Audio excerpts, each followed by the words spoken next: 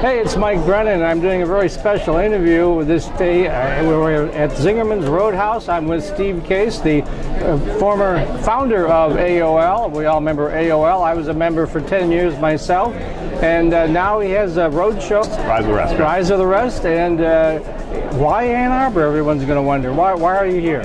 Well, Rise of the Rest generally is trying to level the playing field so more entrepreneurs in more parts of the country can access capital. Right now, 75% of venture capital goes to just 3 states. Michigan gets 1% of the country's capital. So Ann Arbor is doing quite well. It gets about 55% of Michigan's capital, but there's an opportunity to get more venture capitalists paying attention to Michigan, paying attention to the startups in Ann Arbor. So that's why the reason we're here, try to shine a spotlight on the great entrepreneurs building great companies here, shine a spotlight on the fact that Ann Arbor really has emerged in the last 20 years as a great kind of startup community about how do we raise the bar and get more people paying attention to Ann Arbor, more people moving or staying in Ann Arbor, more venture capitalists investing in Ann Arbor, and that's really the focus. And that's part of what you're doing here today is you're going to try to discover those answers, right?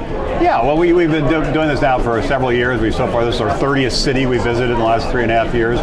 We started our first tour 3.5 years ago in Detroit. That was our first stop of our first Rise of the Rest trip. So far we've been to different parts of the country like Phoenix and Albuquerque and Madison and Minneapolis and Buffalo and Atlanta, New Orleans, Pittsburgh, all kinds of different cities. And we're just trying to learn what's happening there and do what we can to help catalyze more attention so those startups are backed by venture capital. And as a result, they can create more jobs in more of those communities. There are a lot of parts of the country that do feel kind of left out and left behind by technology. They're not optimistic about the future. They're nervous about the future. And a lot of that comes down to jobs. So that's why we're trying to fuel the next wave of innovation in the middle of the country, not just on places like Silicon Valley and Boston, New York on the coast.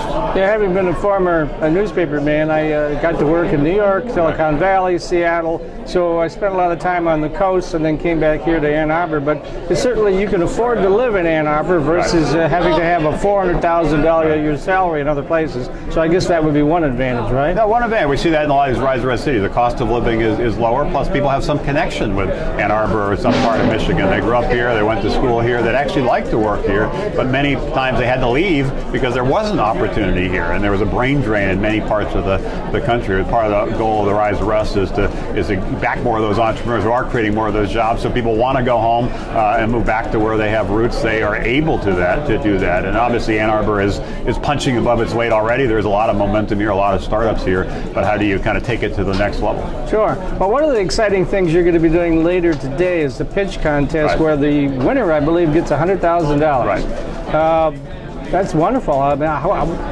what have you funded previously? What are you looking for in these sorts of things? Well, we've done over 30 cities, so we funded over 30 companies as the winners, and it's a diverse mix of entrepreneurs. What's the great thing about the Rise of the Rest is it's a different sectors. So we've seen things in ag tech, we've seen things in health tech, we've seen things with the robotics, so a lot of different things in a lot of different cities. I'm expecting the same thing today in Ann Arbor, a diversity of entrepreneurs doing a diversity of different things that are part of what I call these third wave businesses that really impact healthcare, education, energy, transportation, food, agriculture, pretty important parts of our lives that really are kind of ripe for disruption. And my belief is a lot of that disruption will happen not just on the coast, but in the middle of the country if we're able to back those entrepreneurs by getting more of the venture capitalists paying attention to what's happening in places like Ann Arbor. You know what the story is because you live here. Most people outside Ann Arbor don't realize how strong a startup community is. Well, absolutely. And of course, Detroit changed a lot in the 3.5 years since you've been there.